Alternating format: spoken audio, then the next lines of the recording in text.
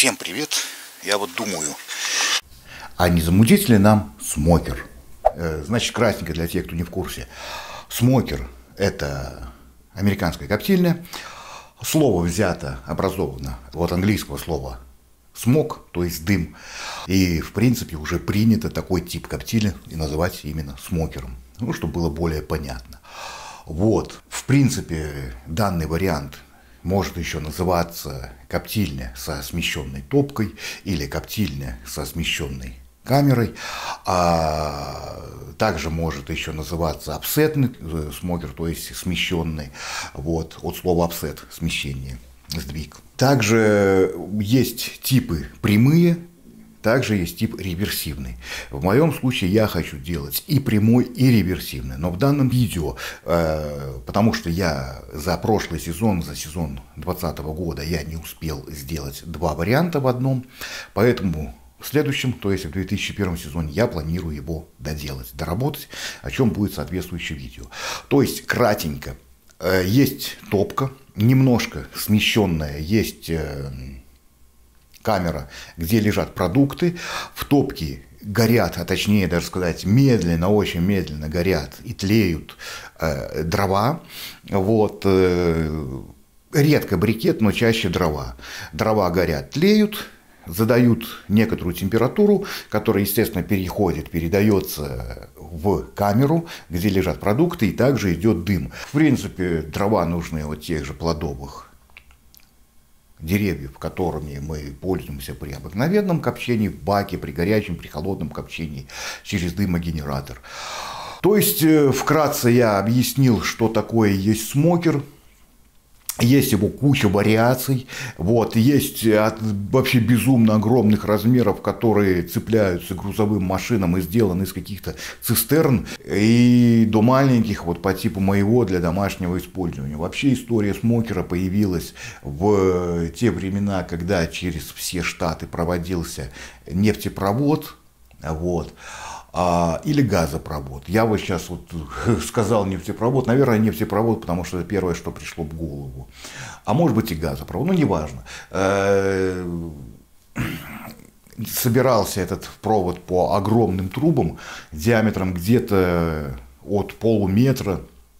Вот. И, в принципе, мужики, которые работали на этих стройках, они брали обрезки этих труб, они заваривали у них боковины, они вырезали крышку, они рядом приделывали топку. Ну и, собственно говоря, так как все-таки территории были нетронутые, охота была прекрасная, собственно говоря, там охотились на зверя, и в этих же коптильнях коптили. Вот отсюда и получился этот смокер. То есть, в принципе, данная коптильня берет свою историю от основания Соединенных Штатов. Вот. Ну, можете, кому интересно, про это более подробно почитать, но, в принципе, я не думаю, что так уж много фанатов истории смокера, истории коктейльни, хотя, в принципе, мне было интересно, я почитал. Приступаем. есть у меня старый титан, то есть баллон. И выбор титана – это главная и первая ошибка. В дальнейшем я переменю на газовый баллон, но, в принципе, все операции, которые я делал с газовым баллоном, я покажу, как я делал с титаном. Поэтому на перемоточке быстренько посмотрим. Баллон около 1,5 метра. Есть буржуйка. План такой. Отсюда вот по шву я отрезаю сантиметров 80. Это будет у нас сам контейнер для копчения, самоемкость. Отсюда отрезаю сантиметров 40. Это будет печка. Из остатков сделаем подставки. Вот. Так как что днище, что верх говно полное, их придется ликвидировать. А из этой никому не нужной буржуйки можно будет делать боковины. Троечка. Дверца двоечка. Ну, собственно, попробуем, что-нибудь да будет. Сейчас так вот режем по кругу и потом прорезаем здесь. Здесь всю эту херотень вытягиваем. Ну и дальше уже будем разделять трубу. Камера оказалась выключена. Давайте сейчас вот так вот.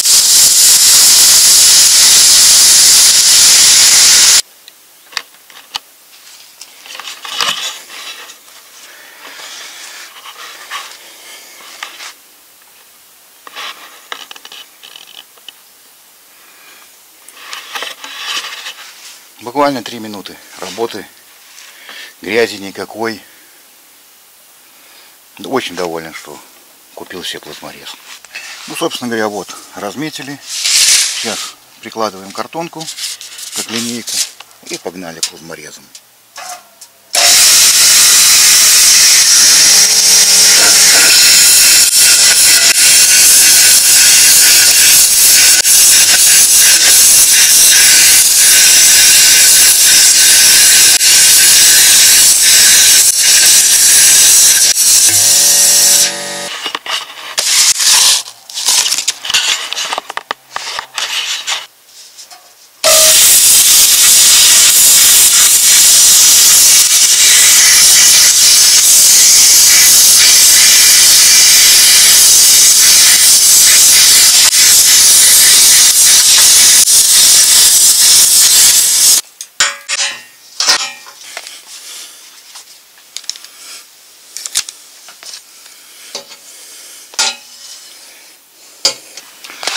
Ну что, ребят, вот проварил боковины. Здесь будет вырез, подключаться печка из баллона газового. Вот, разметил, буду мерить, вырезать дверцу. Вот. Ну, вторая боковина. Ну, это, конечно, еще немножко шлифанется. Какой-то шовчик я оставлю, какие-то вот такие вот сопли, где дырки заваривал. Честно вам скажу, говно говном. Знал бы, что такое говно будет, никогда в жизни не занимался вот этими дурацкими баллонами, а просто купил бы трубу. А лучше лист, и из него сделать что-нибудь путное. Ну, собственно говоря, вот что получилось. У меня кран открутить не вышло, ни в одну, ни в другую сторону, баллон очень старый. Поэтому мне пришлось срезать заклепки, с крана выкрутить сам вентиль и просто вставил поливочный шланг и наполнил баллон водой, обыкновенной водопроводной водой. И оставил баллон на сутки. На сутки оставил только по той простой причине, что у меня не было времени заниматься этим баллоном. На следующий же день, естественно, я закрыл вентиль, то есть крутил его обратно, положил баллон на бачок, аккуратно разметил по месту, где мне надо распилить. Взял обыкновенную болгарку, диск по металлу и аккуратненько разрезал. Врезал прямо с водой и резал в таком положении, чтобы вода не заливала болгарку. То есть подкручивал немножко на себя, да, вода лилась мне на ноги, но болгарка осталась цела.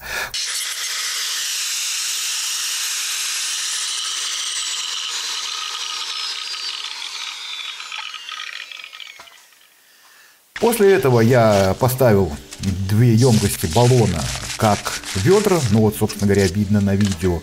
Накидал туда бумаги, накидал туда дровишек и, в принципе, выжег остатки газолина. Плюс еще обгорела старая краска, так что баллон очистить было немножко легче. Значит, завалялся у меня тут газовый баллончик. Вот, я его разрезал, постил в инстаграме, как это. Ну, в принципе, ничего сложного. Почему баллон? Потому что, во-первых, вот у этого вот титана стенка 2 мм, а у газового баллона стенка 3 мм. Вот кран, видите, пришлось срезать. Вот. А я хочу сделать печку. И печка будет от шва до шва 45 сантиметров. Ну, то есть рабочая ее часть будет 45 сантиметров. А это так, пускай на всякий случай, для красоты будет.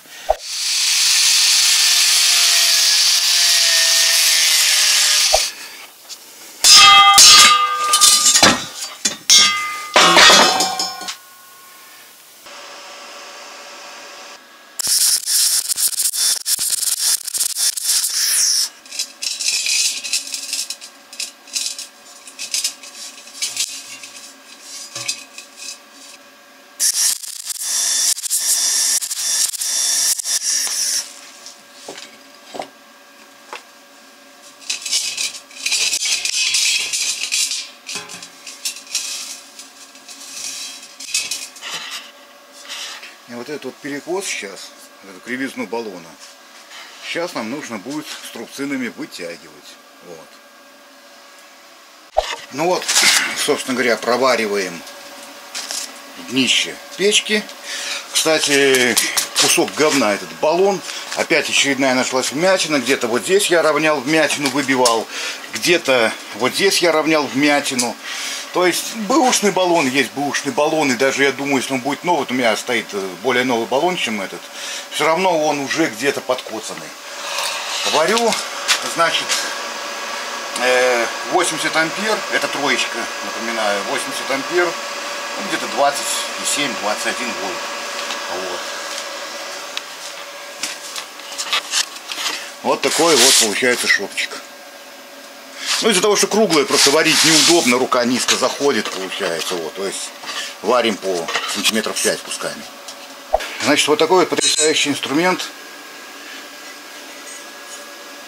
для изгибания полосы. Собственно говоря, вставляем полосу. Конечно, здесь меньше диаметра, чем 30-ка баллона. Но, тем не менее, подгибаем. Вот. Естественно, мы видим, что на баллон она не ложится. Хотя другое я уже сделал, видите, вообще идеально. Ну, чуть-чуть концы надо подогнать, но это все подгонится. Значит, сейчас здесь нужен небольшой опыт. Вот. Просто надо чувствовать, в каком месте чуть-чуть ударить. Где-то я вот буду на треть. Так. И на треть. Вот так. Давайте приложим его.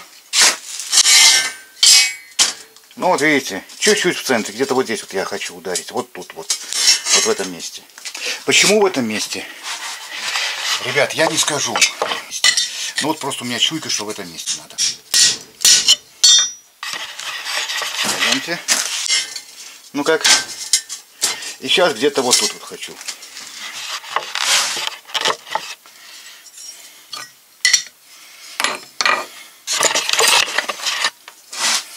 Вот тут вот.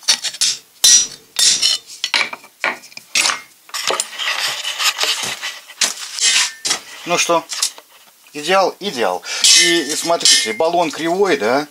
И, допустим, я пристучал вот к этому месту, да, вот видите, все хорошо. А вот в этом месте тоже хорошо. А вот в этом месте, видите, уже играет. Вот в чем. Херня, сука, этих кривых ебаных баллонов. Вот. Так что, ну, собственно говоря, вот таким вот образом я гну полосу.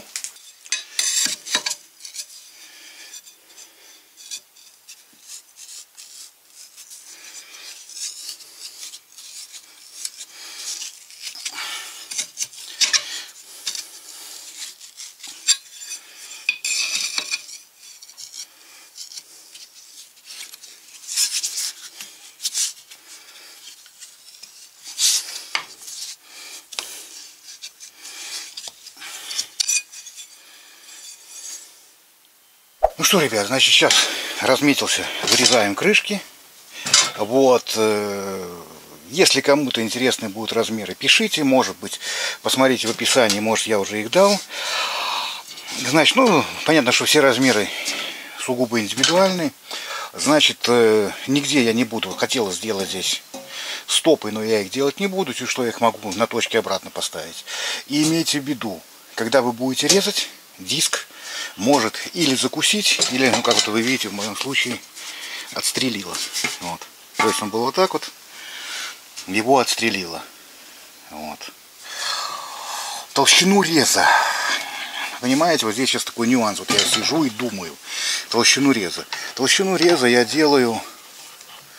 Сколько у нас? Диск 0,8. Вот. У меня здесь есть диск 1,2. Я вот думаю, может быть, сейчас все шовчики пройти с диском 1,2, чтобы их расширить. С другой стороны, может быть, и не надо. И так будет нормально. Ну, короче, буду смотреть, что можно болгарочкой всегда лишку снять. Вот, сейчас просто беру болгарку, прорезаю, все. Потом чищу здесь остатки моей сварки, где вот я на точке ставил. И, собственно говоря, привариваюсь, шлифуюсь. Значит, смотрите, сейчас будем делать петли для смокера. Вот, то есть я нарезал 1, 2, 3, 4, 5, 6 пластин. 6 пластин — это полоса 4. Вот такая вот. Вот, значит, длина получается 8 сантиметров, то есть 80 миллиметров. Размер расчертил напополам. И вот здесь вот отметил, где будут просверливаться отверстия. То есть, естественно, понятно, что из одной пластинки у нас получается 2 элемента. Вот. Здесь также будет рассечено, здесь также будет рассечено. То есть нам нужно на 2 петли, то есть, допустим, на моем смокере на крышке 2 петли, на печке 2 петли, на одной половинке у нас нужно 3 пластины. Вот. Ну, в принципе, что я сейчас зажимаю в тиски, вот, провариваю по местам, где будут потом скругляться. Провар, насверливаю, разрезаю, шлифую, все понятно. Значит, смотрите, нарезал я вот таких вот хреновинок, да, вот. И, ну, собственно говоря, вот такие вот петли у меня получились. Ну, видно, что я их пока что только прихватил, я их не приваривал, ничего. В промежутках установлены шайбы, чтобы была регулировка. Ну и, собственно говоря, хоп, хоп. Уже что-то, какие-то уже задатки есть. Вот. Здесь решил даже не заморачиваться. Может быть, я эту петельку обрежу, где маркер.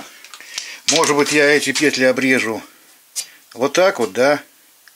А может быть, закруглю. А может быть, просто подварю вот эту дюбу. Вот эту вот. Ну, она притянется. Вот. Ну, а здесь понятно, что щель. Ну, то есть здесь я уже не заморачивался, до миллиметра не подгонял. В принципе, это не та вещь, где нужна миллиметровая подгонка. Значит, ребят, что сегодня на повестке дня? Баллон, который я делал, точнее, резервуар для копчения, который я делал из титана, он выкинут. Потому что внутренняя часть покрыта цинком. Вот видно в местах сварки, да? Ну и, короче, все, не подходит. Боковины из хорошей стали, стружки. Ну, потом их когда-нибудь вырежу. Вот эта вот часть титана тоже летит в помойку. Значит, пойдем дальше. Взял второй баллон газовый. Ну, собственно говоря, все сделал то, что было проделано с баллоном из титана. От титана, точнее. Аккуратно отрезал кран. В отличие от того, что здесь я плотморезом вырезал, но там не подобраться было. Там старая система, вот это вообще старый баллон был. Этот баллон я обжег. Ну и, в принципе, вот таким вот образом я их сейчас выставляю для разметки. Пока что я только прикинул. Сейчас я поснимаю крышки, проварил петли. Да, купил новый баллон углекислоты, смесь с аргоном. Вот. Но что вчера произошло? Значит, все это же редуктор, все отлично. На 7 литров у меня установлено редуктор. Значит, начинает потеть. Хорошенько потеть. Вот. Потом брызжет. Ну, побрызгивало всегда у меня. Вот. И шовчики, вот видите, нормальный. А потом бабах пористый. Нормально, бабах пористый. Вот здесь вообще тоже пористый пошел. Вот. Я думаю, что это или... А, вот здесь тоже пористый, видите, 2 раза пришлось прокладывать. Вот. То есть из... Вот смотрите, 1, 2, 3, 4, 5, 6, 7, 8, 9, 10, 11, 12, 13, 14, 15, 16, 17, 18, из 18, 19. Ну, петли я не смотрю, как я приварил. Значит, из, ну, пускай из 18 швов, да, 1, Вот он пористый. 2 пористый и 3 пористый. Вот. Вроде бы здесь еще был пористый, я его вторым слоем пустил. Вот какая-то моя... А нет, это не пор, это коцка. Значит, я думаю, что это моя смесь аргона с углекислотой с водой. Вот. Может такое быть. Вот. А может и не быть.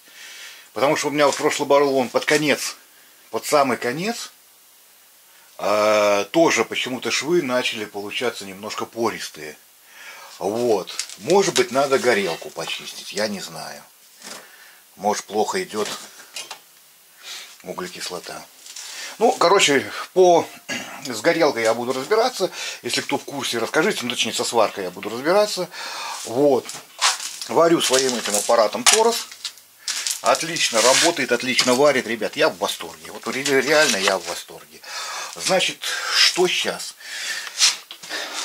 Собственно говоря, вот так вот я выставил свой смокер. Погружение здесь будет где-то на сантиметров 6. Вот. Ну, естественно, я его так предварительно выставил. Может, даже надо немножко будет выше поднять. Буду смотреть. Ну, то есть, вот я накладываю доски. Они все, это бывшая дверь, разобранные филенки. Они все одинаковой толщины. Вот, как вы видели, еще доска есть. Ну, чуть что буду поднимать, в итоге выставлять. Сейчас надо снять дверцы, чтобы легче было. Очертить ровно по центру полосу, очертить ровно по центру полосу. Стыкануть их, разметить, даже, может быть, на точку сварки поставить. Разметить одну другую и болгарочкой аккуратно вырезать. Ребят, значит, смотрите. Берем угольник. Можно такой взять, можно взять любой обыкновенный угольник, и то есть на нем придумать какой-то фиксатор. Выставляем и находим ровно центр. С двух сторон не надо, хотя я вон разметил с двух сторон. Вот. Выставляем, находим центр, берем желательно плоский угольник, тоже подставляем на плоскость. Здесь сейчас он не влазит. Вот, подставляем на плоскость. Вот. Проводим полосочку. Хоп, провели. Хорошо. Потом берем какую-нибудь мягкую линейку. Можно вот такую купить. Можно взять из старой рулетки, желательно плоской, советской. Наложили, провели полосочку, собственно говоря, все. Вот. Ну, естественно, выставляем, вот я на магнитом подпер, выставляем, у меня здесь будет от низа 10 сантиметров. То есть вот такой у меня расчет. А вот это вот поперечина, это обозначает, насколько углубление будет.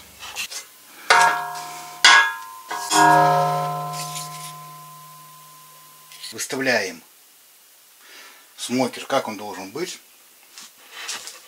Совмещаем полосы, которые я разметил. Выставляем по высоте 10 сантов. То есть вот эта часть от земли 10 сантов. Сделал металлическую подложку с двух сторон. Ну и под печку, и под камеру копчения. Потом берем длинный уголок, я его просто уже убрал. И выставляем, чтобы не было перекоса, то есть чтобы не стояло вот так, чтобы все стояло в одну линию. Вот. Ну и, собственно говоря, сейчас осталось проще простого. В моем случае это обыкновенный белый карандаш. Аккуратно кладем вот так вот, да.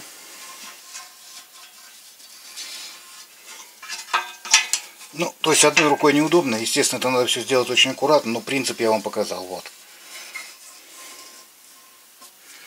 И как я говорил, сверху я вот от шва 2,5 санта отмерил. Точно так же и здесь. Где-то доходим 2,5 санта. Ну, то есть вот здесь вот оно видно. Вот. Там резанем по прямой. Одно в одно войдет. Ну и, собственно говоря, уже подгоним. Конечно, снизу из-за вот этого вот железа совершенно неудобно. Но это ничего страшного. Мы сейчас обрежем верхнюю часть. Нижняя войдет в него. Ну и, собственно говоря, Все уже, тогда будем вырезать, хотя вот здесь вот есть округлость, да? И сейчас надо всю эту конструкцию сдвинуть. В принципе, можно где-нибудь вот здесь поставить на точку сварки. Вот. Или поставить две какие-нибудь укосины на сварочку, чтобы оно не сдвинулось. Потянуть. Потому что струбцинкой это никак не сжать. Ну да, так сейчас, наверное, и сделаю. Вот здесь одну укосину, вторую, а потом шлифану и обрежу. Ну, точнее, обрежу и шлифану. Все, значит, буду сейчас делать. Ну, принцип я разметки вам показал. Режем.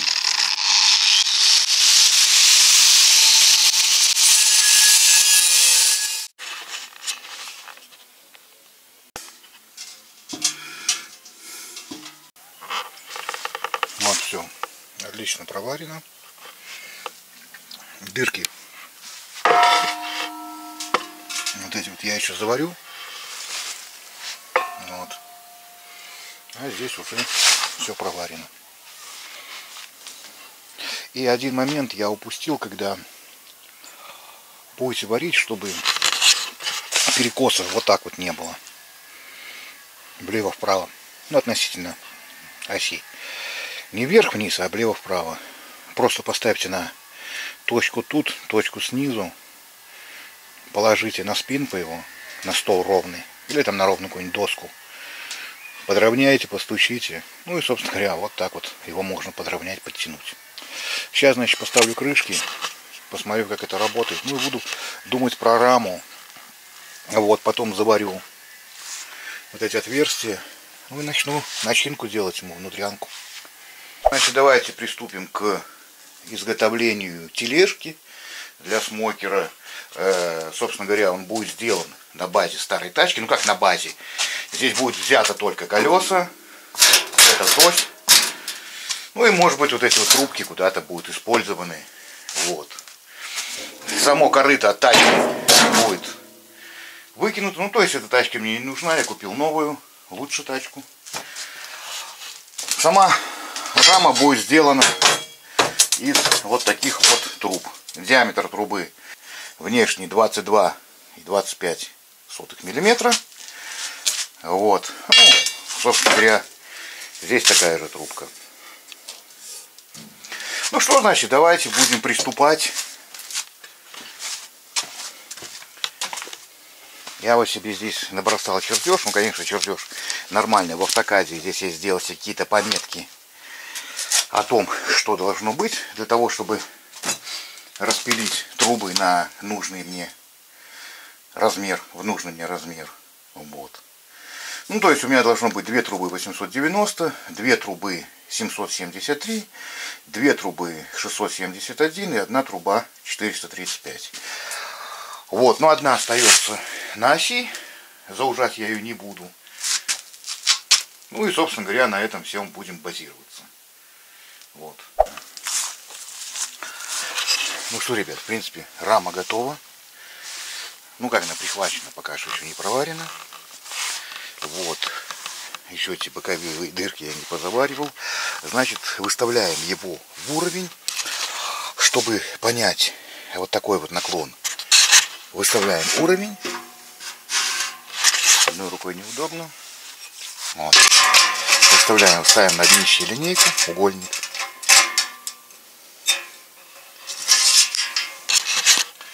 Выставляем уровень, только правильный уровень, не кривой. И, собственно говоря, смотрим. 10 сантиметров должен быть подъем борта моего. Все у меня правильно. И сейчас под уровнем очерчиваем полосу для того, чтобы, собственно говоря, сделать 2 правильные горизонтальные полосы, ну, на которые будет потом ложиться решетка. Собственно говоря, точно так же делается и здесь. Вот. Значит, ребят, как размерить трубу, которая будет вот здесь вот стоять. Ну, то есть надо, чтобы она вот так вот была врезана. Ну и, конечно, плавно, аккуратно вырезана по радиусу баллона. И баллон по радиусу трубы. Значит, берем старые электроды. И вот так вот по кругу их расставляем.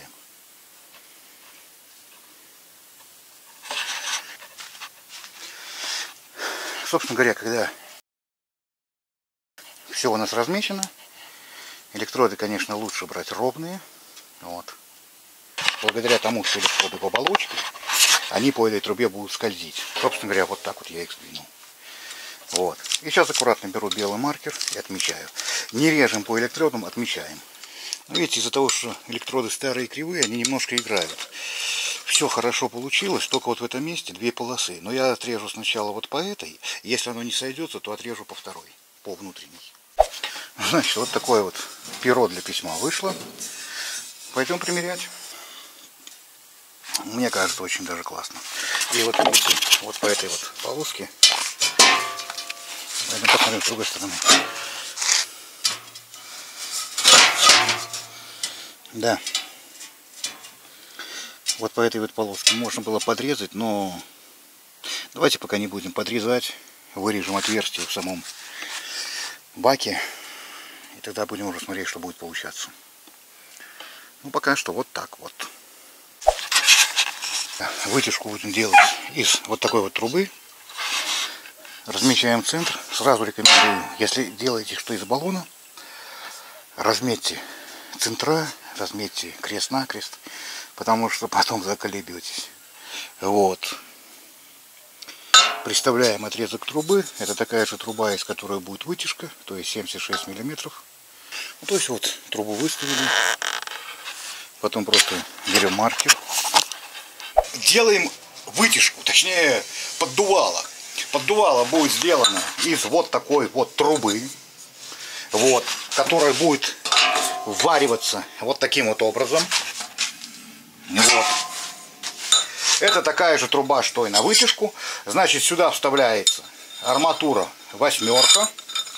Вот, ну понятно, вот это будет рычаг поворотный. Туда внутрь приваривается кружок. И с поворотом арматуры он будет поворачиваться.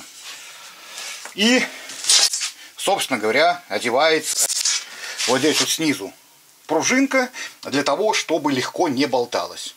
Вот где-то вот на таком расстоянии, от верха приваривается для того, чтобы сюда можно было одеть еще ручку. Ну и чтобы как можно дальше было от самой трубы, потому что труба будет нагреваться. Ну, собственно говоря, ребят, вот такая вот штукенция вышла. Ручка будет снизу. Вот, пружинка. Вот, смотрите. Ручка будет снизу. Вот так вот он будет варено. Вот. Ручка будет снизу. Для какой цели? Чтобы ручка не нагревалась. То есть, когда огонь будет гореть, чтобы ручка не нагревалась. То есть, тепло идет, понятно, у нас кверху, а ручка у нас будет снизу. А можно вообще ее сбоку поставить, это вообще не важно. То есть, вот так закрыто, вот так открыто. Опять я позабыл включиться и показать вам, что я делаю. Собственно говоря, ну вот представим, вот эта вот труба, она уже приварена, потом покажу, тоже не показал. И это будет вот такой вот сдвигающийся заслонка сверху трубы. Значит, что происходит? Вот, вырезал из стали троечки вот такую вот хреновинку. Ну, представляем, вот труба стоит, да? Вот сюда будет варена арматура, опять же 8. Значит, вот такая вот штучка будет приварена к трубе. Потом будет просто одеваться шайба. Вот. Пружинка. Навариваться шайба, подпирающая пружинку. Для того, чтобы трубу прижимать. Наоборот, прошу прощения, навариваться будет другая шайба, следующая. Вот. Собственно говоря, второй держатель и вот такой вот, ну, еще одна шайба упорная, чтобы все это дело не выскочило. Ну и где-то вот здесь будет загнута рукоятка. Вот. Так, значит, ребят, что осталось за кадром? Приварил трубу, приварил вытяжку. Не помню, показывали, эту вытяжку тоже приварил.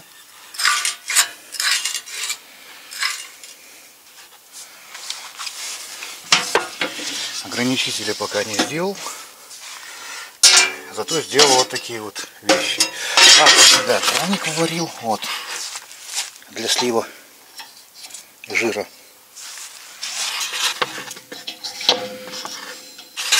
Значит, приварил жароотбойник. Ну, пока что только на точке поставил. Если плохо будет работать, ну, не знаю, может надо проварить вот здесь, может не надо. Так как это, в принципе, получается реверсивный смокер. Вот. Ну, вот эти вот арматурки наварил. Вот. Собственно говоря, собирается как бы дымоход. Вот. Ну и, в принципе... да. От тачки также взял ручку. Очень удобно за нее катать. Тяжеленная бандура выходит. Ну, ладно. Давайте подождем бумажку.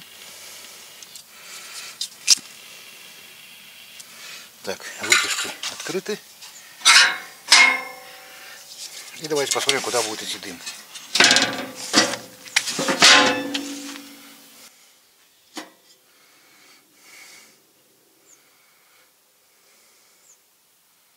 Ну вот, появляется немножко дым. Ну вот так вот видно, да? Давайте-ка. Для чего эти штуки? Подвижные, чтобы можно было их передвинуть и в каком-нибудь месте, если нужно, то подвижать. Давайте-ка закроем. Посмотрим. Ну вот уже пошел, видно. Пошел дымок. И тяга идет откуда полагается. То есть все, вот эти вот щели можно оставить и забыть про них. Вот. Если нам, допустим, нужно будет где-то вот отсюда вынуть жар, то просто раздвигаем их.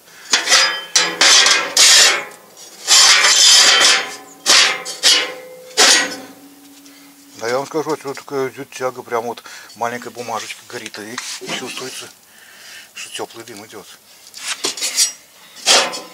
Ну и также можно их открыть, потому что я планирую еще с другой стороны варить еще одну трубу.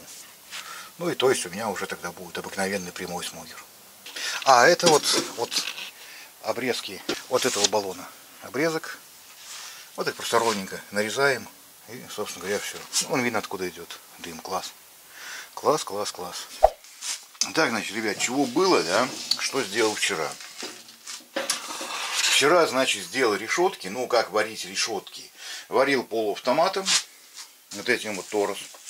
Вот, вообще реально отличная вещь. И честно говоря, вот как я уже, наверное, говорил в этом видео, у меня второй баллон пошел. И уже все, уже не вернусь на обыкновенный электрод.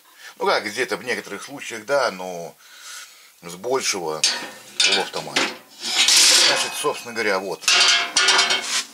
Сделал решетки, поварил. И вот сделал решетки с подрезкой под диаметр баллона. Значит, каким образом я это делаю? Вот такая вот элементарная приспособа, то есть это картонка, вот такая вот. Вот. И спицы от зонтика. Ну, какие удалось найти. Значит, берем, прикладываем. Ну, где-то я в любом месте приложу, да? Вот. Доводим до нужного уровня. Аккуратно придерживая спицы, видите, взяла радиус. Прикладываем на картонку, обводим и обрезаем.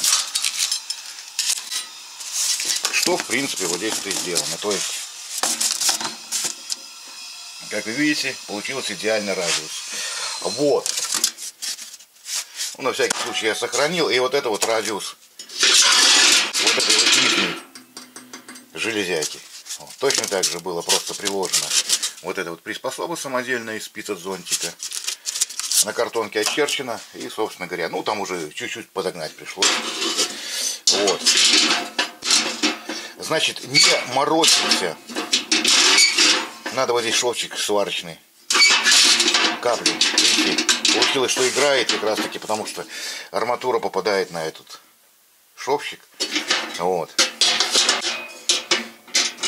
А здесь все нормально. Ну, собственно говоря, вот что я сейчас сделал. Это вчера вечерком я уже не показывал, не включался, да. Сейчас надо сделать вот здесь вот решетку, да, внутреннюю. Для этого берем арматуру, десятку, только кругляк. Я уже проходил это, я делал зольную решетку из рифленой арматуры, это ужас.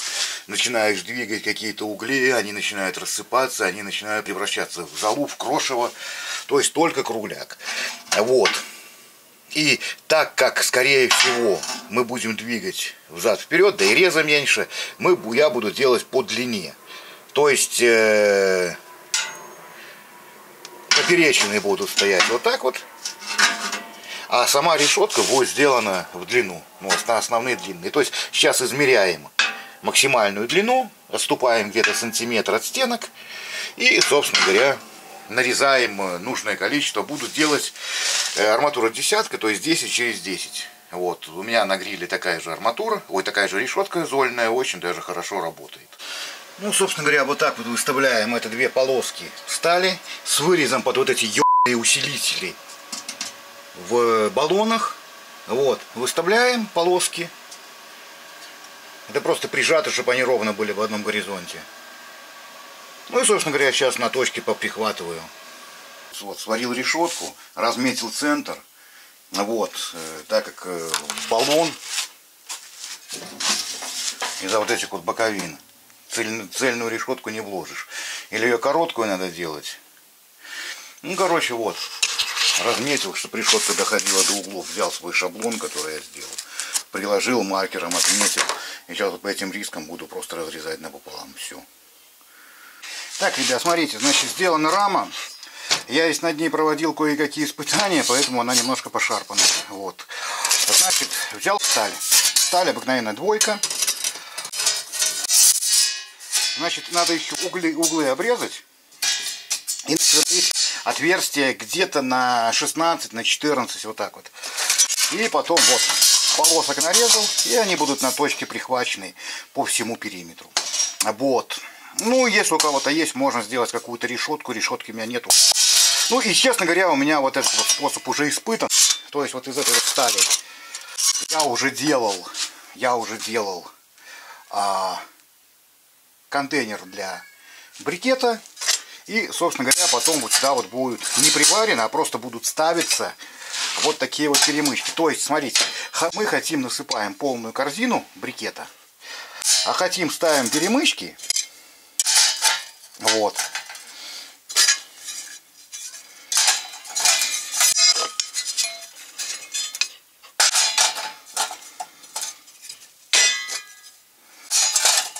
И у нас получается метод-змейка.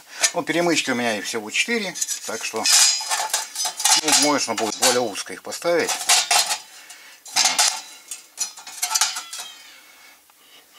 Ну и здесь будет насыпан уголь, брикет. И с одной стороны поджигается, и пошло тление змейкой.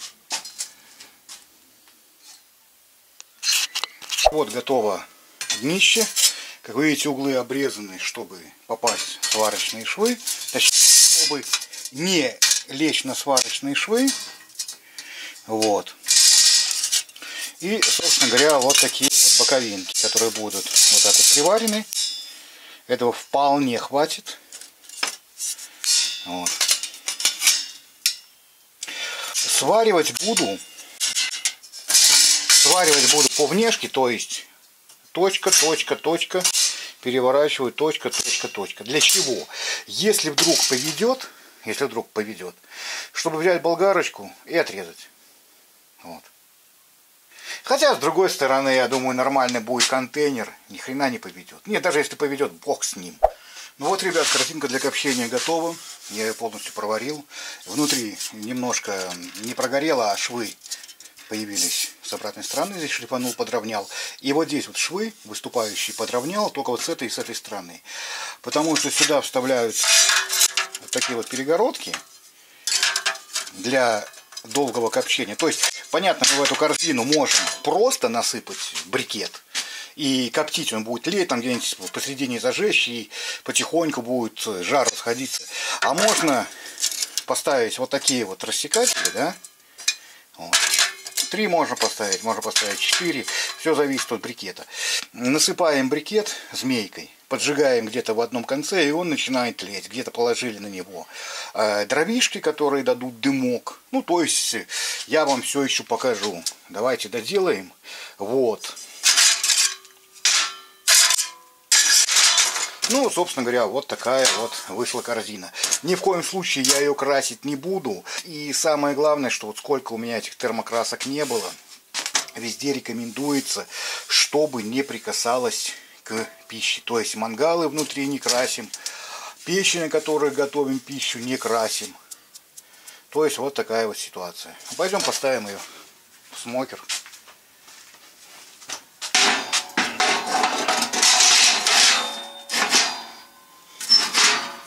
Ну, собственно говоря, вот. Вот здесь будет насыпан брикет. И вон туда он будет коптить.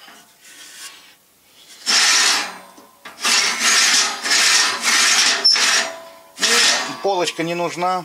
По одной простой причине, что вот так вот вытянуть вполне хватит из-за того, что крышка снесена за середину назад. То есть здесь немножко на себя подал. Уже вполне есть доступ к всей корзине, и то есть мы вполне можем работать. Ну, что-то перекладывать, подкладывать. Вот. Так что полочка это лишнее. Значит так, ребят, чего сделал? Значит, приварил ручки, ну, держалки для ручек. Вот. Ну, естественно, здесь ручка деревянная. Понаваривал стопора. То есть крышка сейчас стопорится. Ну, вы понимаете, петля ударяется в этот стопор. Ну, сейчас сниму крышку, еще более аккуратно обварю. Вот. Сделаю полочку. Значит, вон она как устроена. То есть сюда вот приварена полоса. Вот она. К этой держалке. Квадрат. 20 в него. 15 квадрат и винтиками через приваренную гаечку. Ну, собственно говоря, показывать здесь особо нечего, поэтому не заострял внимание. Реечки сюда тоже сохнут. Внизу приварил поперечину, сейчас насверлю отверстие. Ну и все, собственно говоря, немножко почищу, где-то набрызгало сварочки, почищу от ржавчины и в покраску. Все, можно сказать, смокер готов. По поводу трубы со второй стороны я пока буду думать. То есть у меня, не помню, говорил, не говорил, была идея. С одной стороны делаем трубу, с другой стороны делаем или трубу, чтобы, то есть у нас, сейчас у меня получается реверсивный смокер. То есть жар идет вот так вот и в трубу. А чтобы можно было сделать прямой, то есть какую хочешь трубу открыл. И также функция, еще один баллон мне нужен, у меня пока его нету. Вот. Да и, честно говоря, я уже подзаколебался делать, уже хочется каких-то других проектов поделать, позаниматься какими-то другими проектами уже хочется. То есть вторую трубу я ее купил, она вон за той доской стоит, вон. Я туда хлам снес. Вот. Точно такая же. Но я ее приварю уже, наверное, ну потом, в следующем сезоне может. Потому что, во-первых, у меня мысль здесь сделать еще одну третью камеру. Вот, как бы холодного копчения. Ну, собственно говоря, пока что вот то, что сделал. Сейчас дошлифовываю, просверливаю внизу отверстие для крепления полочки. Все, и в покраску. Вот сохнут мои дощечки на низ и на полочку. Это морилка, орех. Ну, еще буду покрывать маслом. Но не знаю, как-то мне цвет этот не очень. Венги мне как-то больше нравится. Ну, собственно говоря, ребят, готов мой смокер. Вот. Вкрутил термометр, покрасил, сделал столики. Вот этот контейнер можно использовать, ставить его вот в это место как охладитель. Вот. Ну, видно, что он уже прожжен. Разочек вчера испытывал, сидел весь вечер. Значит, вот купил говняный брикет для испытания, как будет работать мой контейнер. Контейнер супер. Пока что еще не работает. Брикет я просто насыпал, вот расставил вот эти вот перегородки. Брикет я просто насыпал сверху, и он разлегся во все места. Ну, то есть в эти вот свои дорожки. Все вроде бы классно. Сейчас я буду испытывать, дает ли брикет температуру, но я думаю, что скорее всего его надо будет подогреть дровами, а потом поставить контейнер с брикетом зажженным и положить мясо, и тогда будет идти нагрев. Хотя пока мы положим мясо, опять все остынет. Ну, то есть сейчас буду испытывать. Это специально я купил пару мешков говенного брикета. И вот обратите внимание, брикет только из мешка. И это брикет, покрытый плесенью. Вот, то есть вот такое вот хранение. Вот. Не знаю, получится ли этим брикетом пользоваться как веберовским, потому что вот на начале нагрева он дымит и подванивает. Веберовский брикет, конечно, тоже подванивает, но когда мы им укладываем змейку, допустим, то никакой вони такой вот специфической нет.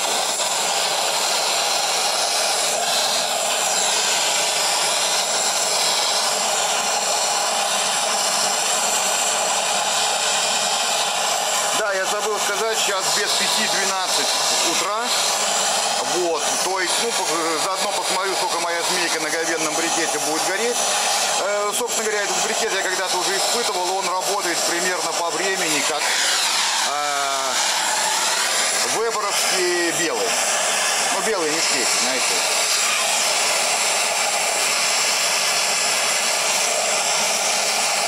Так, значит, я открыл вытяжку на полную. Я открыл верхнюю вытяжку на полную, ну, поддув и вытяжку. Дым у нас идет откуда полагается. Я поставил 2 щупа. Пока что показывает 19-21 градус. Ну, то есть у нас где-то вот здесь будет лежать продукт. Дым у нас правильно идет. Вот. Ну, то есть я крышку открыл, поэтому сейчас вот здесь дым. Вот, если его разогнать, мы видим, что он только оттуда идет. Вот, ну что, закрываем крышку.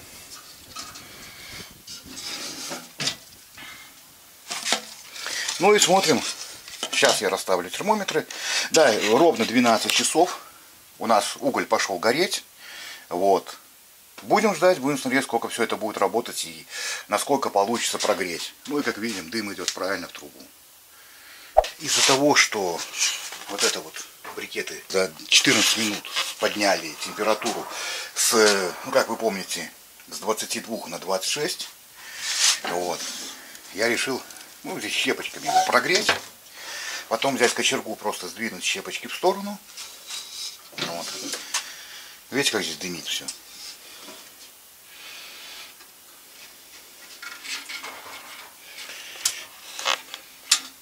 То есть я его прогреваю дровишками, а потом ставлю контейнер и буду смотреть, насколько будет поддерживаться температура. Пока что прогреваю, скажу, сколько это времени заняло. В 12-14 я разжег дрова. И вот еще что могу сказать, буквально уже за ближайшее наблюдение. Здесь надо сделать возле топки, возле дымогенератора какой-то столик-подручник. Потому что, видите, уже искры нападали, уже какаха получилась внешне. Ну, то есть какой-то вот надо, типа этого столика, может быть, из сетки, может, лист металла какой-то подварить. Да хотя бы вот такую полосу. Сантиметров 10-15. Ну, то есть что-то надо подумать. Ну вот уже есть 100 и 129 градусов, то есть в одной части 100, в другой 129. Но это ничего страшного, просто чтобы быстрее прогреть, вот обратите внимание, разводите огонь прямо как можно ближе к самой коптильне, к самому резервуару, и тогда быстрее прогреется. Просто я разводил где-то вот здесь, вот даже ближе к вот этой части, очень долго нагревалось. То есть у меня уже прошло где-то минут 40. Он нагревался, хотя вчера я делал испытание, он прогрелся до 130 градусов за 15 минут. Вот. Ну что, сейчас вот это вот догорает. В принципе, это можно выгрузить куда-нибудь, но я не хочу маяться. Пускай догорает. Заодно я посмотрю там из охапки щепок, до скольки получится разогнать его. И тогда буду вставлять вот этот контейнер. Вот. А вот супруга, пока на газовом гриле, делает баклажанчики с чесночком и сыром. Ну, собственно говоря, вон, угольки догорели. Вот, поставил я контейнер. угли отгреб как можно ближе к краю. Уже где-то вот до сюда он разгорелся, но такое бывает, ничего страшного. Вот в принципе это еще будет создавать температуру нам часа 2-3, вот этот отряд будет прогорать. Вот, все, закрываем смокер. Ну и в принципе вот сейчас у нас час дня, можно считать. Так что, давайте перенесем время с часа, хотя с другой стороны уже 40 минут, как там, 50, как там все это горит. Все, ждем, смотрим, как будет. Сейчас на термометре, из-за того, что я его открывал, 22,99. Будем смотреть. Ну что, ребят, 16,38. Температура опустилась до 100 градусов. То есть, вот так была верхняя вытяжка. Вот так вот была нижняя. То есть, если открываешь полностью, то жар улетает в трубу. Вот, то есть, здесь надо играться с вытяжками. Брикета у нас осталось... Сколько это у нас получается? Да, я понимаю, что я делал неправильно. В 12 часов я разжег. Он почти что час стоял вот здесь вот на улице, на полу. Вот, то есть он неправильно работал. Но, по-моему, вот еще что-то живое. Да, чуть-чуть и брикетика есть, но уже... Не знаю, сколько, еще на час его хватит, если его собрать до кучи. Да, коптиться еще будет при этой температуре. Никаких проблем нету. Но я сейчас хочу провести, во-первых, надо переделать вот эти вот перемычки. Здесь между ними у меня 5 миллиметров. Надо делать хотя бы сантиметр. Потом, что надо поехать мешок веберовского брикета. У меня сейчас нету здесь брикета веберовского, только вот это говно я купил. Надо купить веберовский брикет, на нем провести испытание. В принципе, вот этот контейнер имеет право на жизнь. Обязательно сделать подвес для инструментов и обязательно какой-нибудь такой подручничек здесь сделать. Потому что даже вот посмотрите, видно, что падает шелуха вниз. Вот. Значит, что я сейчас делаю? Я сейчас свой смокер выстужаю. Все термометры остаются на этих же местах. И беру дровишки. Дровишек здесь вот такого диаметра палка, расколотая напополам, где-то может быть 1,70 м. Это яблоня. Вот. Ее здесь немного, если вы посмотрите, оно так накидано, напихано, вон, пустоты, смотрите, это не полная корзина, это сплошные пустоты здесь. Вот. То есть сейчас я выстужаю его, он становится такой температуры, как окружающая среда. Развожу здесь костерчик и пытаюсь удержать температуру где-то в районе 120, не больше 135 и не ниже 100 градусов в самой коптильне. Вот. Что, пока что картинка хороша, но буду ее испытывать. Вот. Дальше буду что-то с ней делать, переделывать. А сейчас интересно мне провести испытание на дровах. То есть вот вы видите, сколько дров. То есть совсем чуть-чуть. Кстати, хорошее место вот здесь вот для дров, для хранения, чтобы они подсушивались, если они какие-нибудь влажные, перед использованием в смокере. Что, ребят, температура опустилась до 26-25 градусов. Вот видите, только что перескочила. На улицу у нас сейчас где-то плюс 25, плюс 24 в тени. Поджигаем. Я положил это яблони, щепочки, дровишки.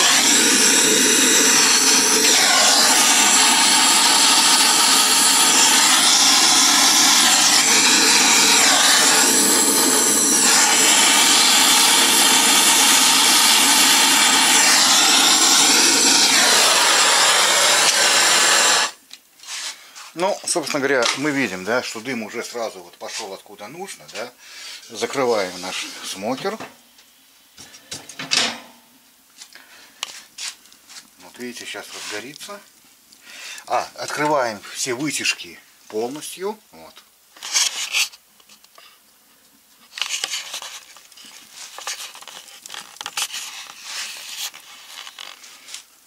Пускай все разгорается. Да, у нас, когда я подпалил, было 17 часов 5 минут. То есть 5 часов 5 минут. Видите, температура уже поползла кверху. 35. Все, так сидим, ждем. Дымок чуть-чуть идет. Вот повыше его видно.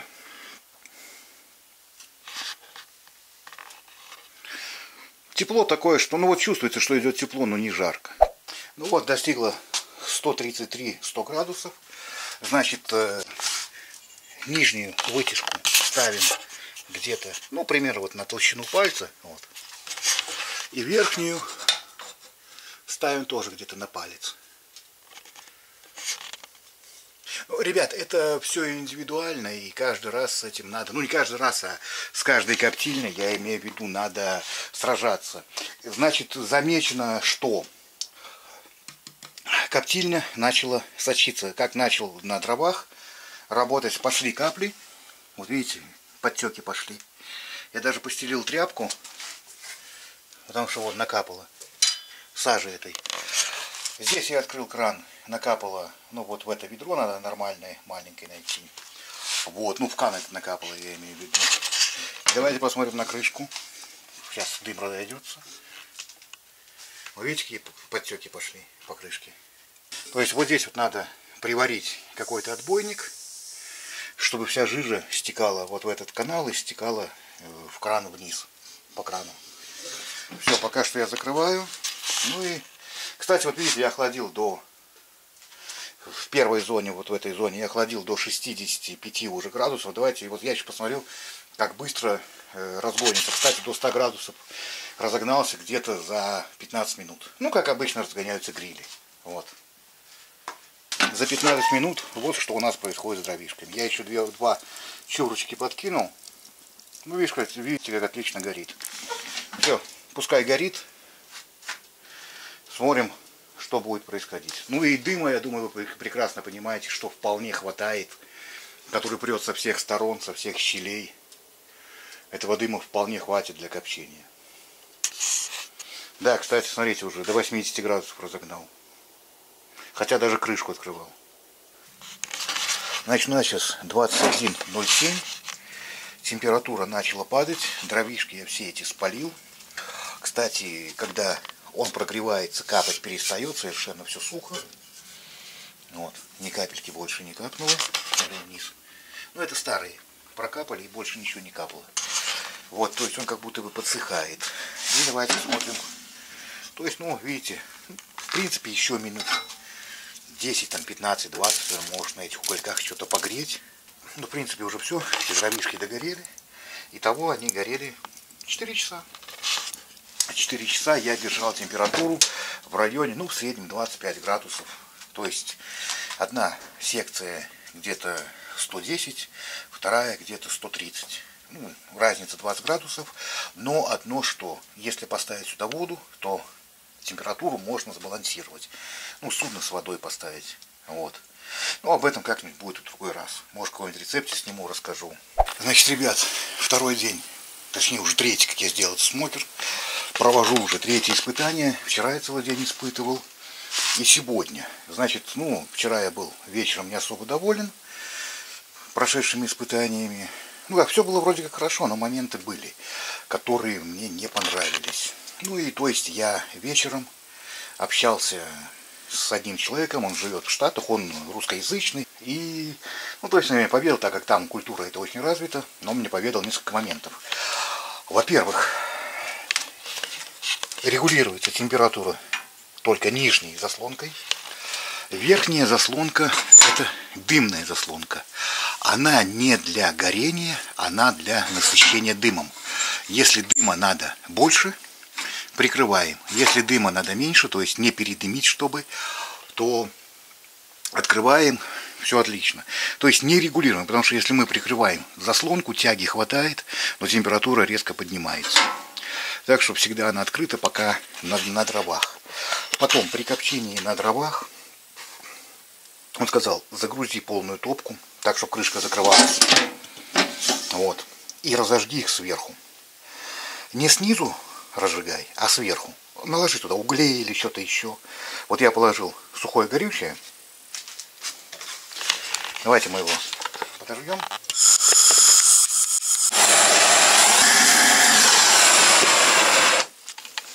Ребята, это просто у нас отсыревшее сухое горючее. Поэтому оно брызгает. Вот. Говорит, подожди сверху. Вот. Потом, говорит, регулируется только нижней заслонкой. И говорит, закрывай, чтобы не капало. Я хотел здесь какой-то отбойник сделать. Вот, он говорит, забей. пока что ничего не делай, все хорошо. Он посмотрел там фотки, все, ему видео немножко скинул, на телефон тоже отснято.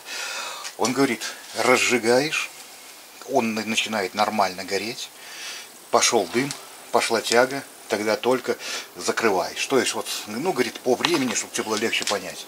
Разжег, пускай ему минут 10 погорит, потом закрываешь крышку и говорит, ну, смотря какой ты рецепт готовишь, в принципе, сразу можно раскладывать там продукты. То есть, говорит, у них в Штатах их почти, ну, смокеры никто не греет. Вот. Так что давайте сейчас закроем эту крышку. Заслонка у нас открыта. Тряпочки пока для капель лежат. Ну вот заодно я вот сейчас поснимаю. Вот здесь какая-то грязь. Капель нету. Вот. Ну и заодно, да, у нас сейчас по времени 16 часов 9 минут. Ну где-то в 16, ну 7 я его разжег. То есть дымок пошел. И да, вот обратите внимание, вот это все не берется. Это вот так вот от вчерашнего копчения оно закоксовалось. Видите, как вот. И решетка тоже. То есть решетка, она не берется. Значит, давайте посмотрим, что у нас там происходит. Ну вот у нас немножко пошло горение, да. И давайте сюда подложим. Ну то есть здесь нужно не только, чтобы там 2 эти щепочки горело. Здесь что-нибудь должно гореть. То есть какая-то древесина здесь, естественно, должна быть, чтобы она здесь горела. Иначе у нас ничего не будет. Вот. И отсюда оно вниз пойдет гореть. Но когда уже загорятся эти большие поленья, то есть с ними уже можно будет работать и двигать их туда-сюда. Ну, пока что вот такие советы, так что испытываем, правдивые ли это советы или это так, чушь какая-то. Ну что, ребят, прошло ровно 10 минут. Посмотрите, как дымит. Давайте даже посмотрим вот здесь вот. Ну да, такое, видите, вот увлажнение есть. Но ничего страшного. Так, посмотрите, что у нас там. У нас, как мы видим, все горит. Все горит. Хорошо. Может быть, я немножко неправильно разжег. Может быть, действительно, надо было как-то лучше разжигать. Ну, пускай пока будет так. Буду испытывать. Буду испытывать. Никто мне не мешает. Все. Вот. 16-20. Закрываем крышку. Термометр стоит раз, два, ну и посередине один. На этот термометр, почему я их ставлю? Вы мне можете сказать, ты говоришь, что они говно. Ты его сюда ставишь, ты его сюда ставишь, ты его туда поставил, на коптильне на твой. Ребят, он нужен только для того, чтобы можно было без вот этого термометра. Потому что когда я готовлю, обычно у меня, ну, только, скажем, рваную свинину я могу щуп положить на мясо. А так я, скорее всего, буду готовить. У меня будет щуп стоять в мясе. А по этому термометру можно легко ориентироваться на подъем температуры. Вот, и все.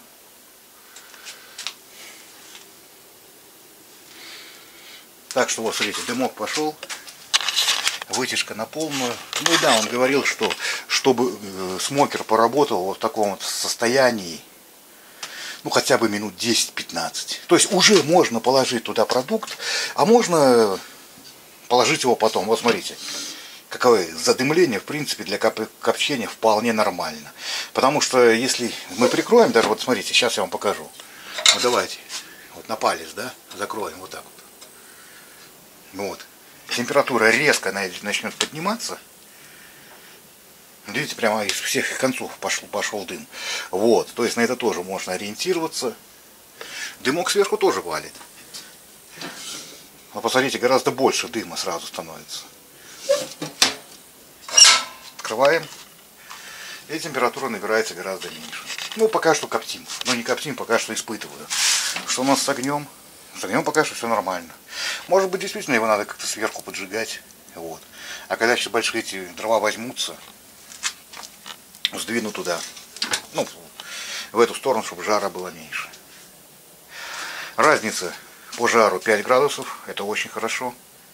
Вообще на реверсивном смокере, я так понял, допускается разница в жаре где-то до 10 градусов. Вот.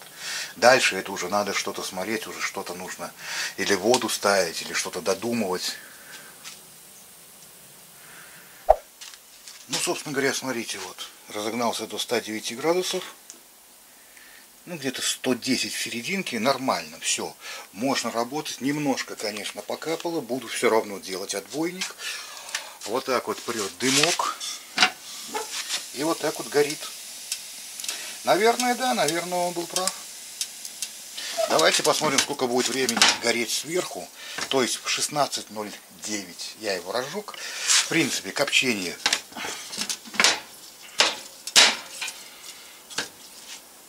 уже началось. Вот, 110. Ну, пускай на 2 термометрах будет. Да-да-да, капаем. Давайте посмотрим. Вот, видите? Вот такая вот история. Ну, ничего страшного. Главное, что все это по бокам стекает. Ну, будем, ребят, что поделаешь? Будем разбираться. Будем смотреть. И раз такое большое пламя, у меня вот такой режим копчения получился сам собой. У меня есть такой режим копчения, здесь тоненькая щелка есть. Видите? То есть с этой стороны закрыто, а вот здесь идет. Ну, в крайнем случае можно вот так вот прикрыть. Ну, давайте посмотрим, что будет. Ну вот смотрите, 17:42, да, то есть прошло сколько у нас, ну, примерно 1:40. Вот, 1:35. Очень сильно разогнался, не досмотрел, но ничего страшного. Немножко идет дымок, посмотрим. Ну, видите, вот, как дымка достаточно. Значит, обратите внимание, вот я положил хлебушек, да, специально сюда, чтобы было видно, насколько идет впитываемость дыма. Ну, посмотрите, он чуть-чуть пожелтел. Конечно, он подсох от нагревания, но он чуть-чуть пожелтел. Значит, все уже сухое, крышка сухая, но мы видели, что она и так блестела. Вот, закрываем. И что у нас с дровишками? А дровишки у нас потихоньку тлеют. Ну, я думаю, что 3 часа еще точно будут работать. Оставляем, ждем. Смотрим, что будет. Сейчас я держу постоянно полностью открытой верхнюю вытяжку. Вот. И поставил сейчас вот в такой вот режим. У меня стояло вот в таком, оставил. Я пошел поужинать. И сейчас я поставлю где-то вот в такой вот режим. Вот в этот вот. Я думаю, не погаснет. Но если погаснет, то все легко загорается. Он у меня уже. Газ, я его поджигал. Понимаете, вот дело в смокере в чем. Если он погас, мы его всегда можем поджечь. То есть открываем крышку и немножко подрегулируем. Смотрите, вот здесь пламя, да? Давайте его сбросим вон туда. Вон. А вот это вот так вот положим. Не надо. Пускай оно вот так вот лежит с краешку здесь. И она тогда будет, мне кажется, дольше гореть. Вот смотрите, как красиво по крышке расходится.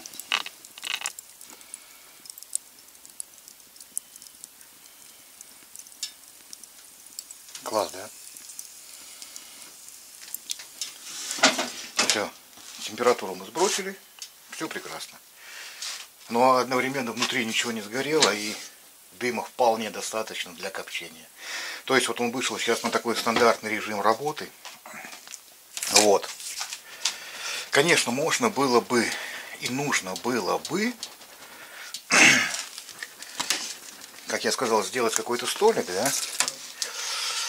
Так как он стоит вот здесь вот у меня возле стенки, здесь можно сделать какой-нибудь тоже маленький столик и туда укладывать несколько дровишек, чтобы они были уже мега сухие, когда мы их кладем внутрь. Вот. Ну, одновременно посмотрю, сколько это работает, и посмотрю, что будет с моим хлебом. Сейчас буду играться с вытяжками. Вытяжка получилась нормально, видите, рукой спокойно держу. Теплые, да, но горячие назвать не могу. Тоже теплые. Вот, к трубе спокойно прикасаюсь рукой. Горячевато, но такого прямо ужаса нету. Дальше испытываю. Значит, 18:09. 2 часа у нас коптится. Температура 107-89. Ну, 107 где-то 110-95. Вот так она туда-сюда прыгает. Ветер подует меньше, ветер перестанет дуть больше. Вот, значит, что у нас вытяжку. Вот так вот я остановил. Все. То есть вытяжку, как я уже заметил за эти дни, мы ей поигрались. Верх я вообще не трогаю. Все, сегодня я вверх к нему не прикасаюсь.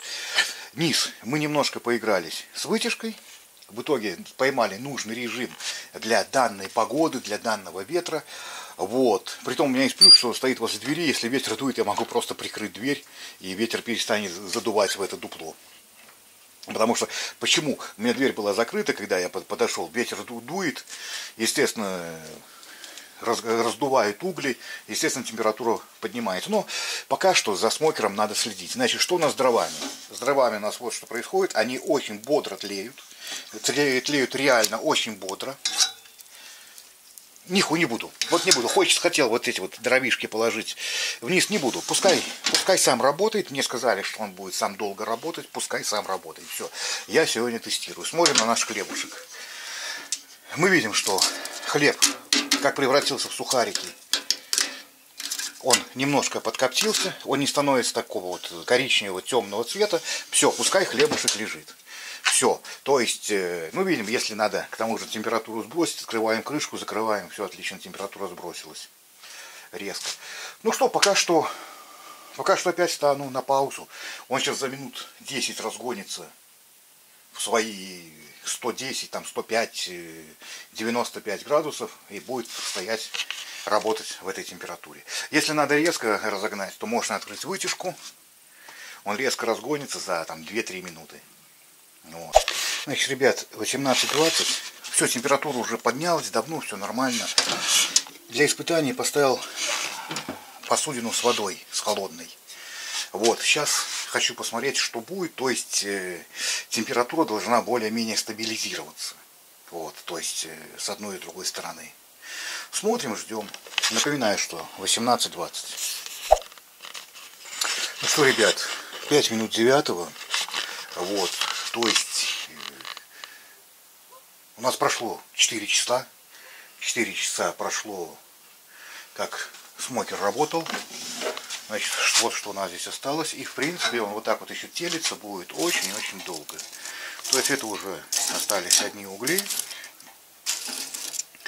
В принципе, вот на этой охапке дров он проработал 4 часа. Вот. Довольно-таки быстро разогревается. Конечно, хотелось бы все-таки добиться, чтобы вот это судно у нас работало, корыто это. Вот. Но здесь надо еще испытывать. А так вышло, что у меня уже брикет закончился. Ну, то есть надо ехать в город, надо ехать покупать. Я купил на заправке говна какого-то, испытывал на нем. У меня вон мешок еще говна стоит. Хотя это говно стоит как выбор. Вот, у меня 2 мешка было того, ну это вот зеленого этого говна. То есть вот этот вот еще уголек. Если мы подвинем поближе к самому котлу. Вот. Закроем крышку и уменьшим тягу. Вот так вот. То этот уголек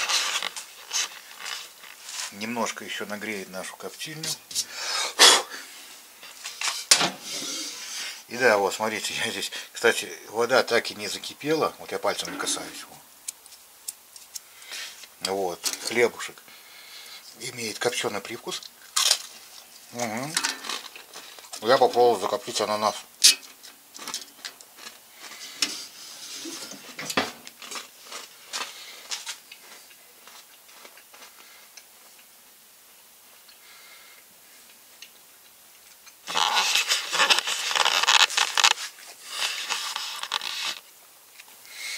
Слушайте, реально прикольно.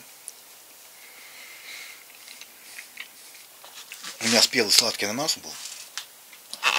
Реально вкусно. Оставлю жене кусочек. Для сами и хлеба. Ладно, пускай попробуем ананас копченого. Это бак.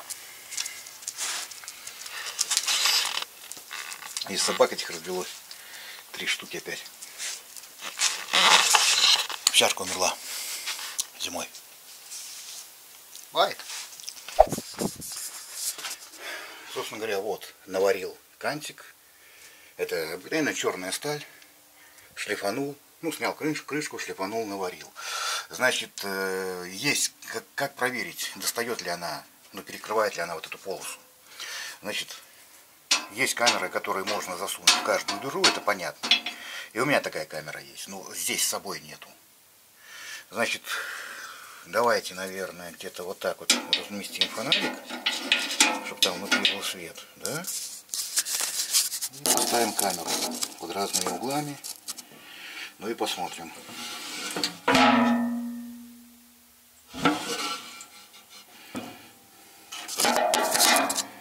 Надо положить ее на бачок, чтобы, ну, ближе было видно.